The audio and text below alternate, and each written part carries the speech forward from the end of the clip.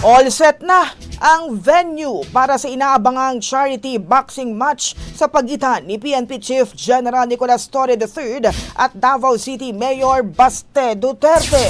Ayon kay General Torre, kasalukuyan nang sineset up ang boxing ring sa Rizal Memorial Coliseum sa Maynila kung saan gaganapin ang laban sa darating na linggo, alas 9 ng umaga. Ngayong araw, humataw na sa ensayo sa boxing ang PNP Chief. Anya bagamat humina ng kanyang forma sa pagbaboxing, nagsanay siya upang makapagbigay aliw sa mga manonood at maipakitang seryoso siya sa layunin ng event. Nilinaw rin niya na hindi ito basta patol sa hamon kay Baste, kundi isang pagkakataon para makalikom ng pondo para sa mga kababayan nating nasa lanta ng bagyo at pagbaha.